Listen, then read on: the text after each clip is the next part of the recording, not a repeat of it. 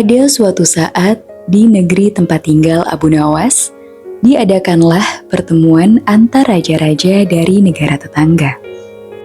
Sang Abu Nawas pun ikut pula dalam pertemuan itu, karena dia adalah sebagai penasehat raja.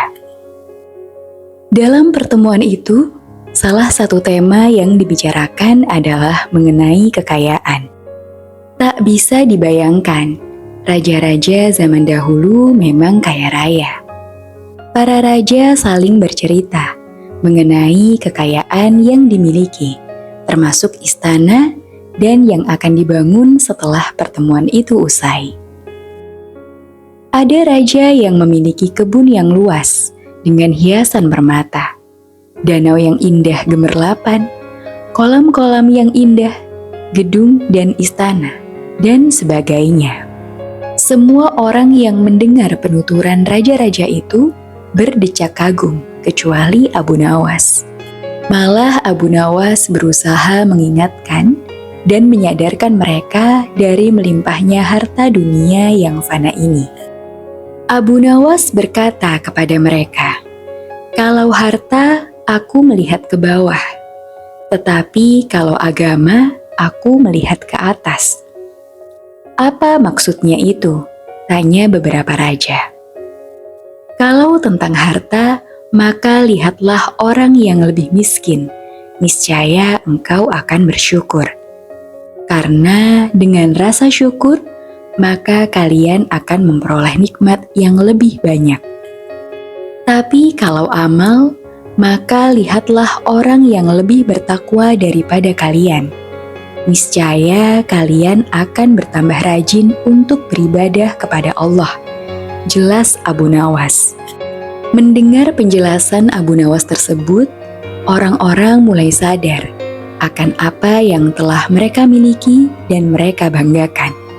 Bahkan banyak dari mereka sadar bahwa ucapan Abu Nawas itu adalah benar. Akan tetapi, mereka tiba-tiba terkejut dengan pernyataan Abu Nawas. "Aku itu lebih kaya dari Tuhan," ucap Abu Nawas spontan. Tentu saja ucapan Abu Nawas itu mendapat tanggapan yang luar biasa. Tidaklah heran jika seisi ruangan pertemuan heboh dibuatnya. Ada sebagian yang bilang kalau Abu Nawas berkata bohong. Sebagian lagi punya keyakinan bahwa Abu Nawas mempunyai maksud tertentu di balik kata-katanya. Karena Abu Nawas bikin heboh pertemuan, akhirnya Baginda Raja memerintahkan prajuritnya untuk menangkap Abu Nawas. Setelah ditangkap, Abu Nawas dihadapkan ke Baginda Raja.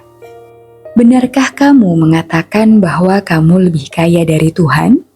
tanya Raja. "Benar, Tuanku yang mulia," jawab Abu Nawas. "Apa maksudmu, kamu lebih kaya dari Tuhan?" tanya Raja Harun. "Karena kenyataannya hamba memang demikian," jawab Abu Nawas dengan santainya. "Sanggupkah kamu membuktikan perkataanmu?" tanya Raja. "Sanggup, Tuanku," jawab Abu Nawas. "Apa sanksinya bila ternyata kamu tidak sanggup membuktikannya?" tanya Raja Harun. "Hamba akan rela dihukum oleh Tuanku," jawab Abu Nawas. "Sekarang buktikanlah," perintah Raja. "Baginda yang mulia, bukankah Tuhan kita itu tidak mempunyai anak dan juga tidak diperanakan?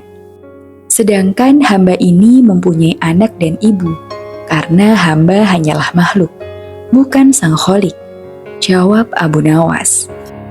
Mendengar penuturan Abu Nawas tersebut, Raja Harun al-Rasyid merasa puas. Bahkan sang raja malah memerintahkan Abu Nawas agar menyebarluaskan opini tersebut kepada seluruh penduduk.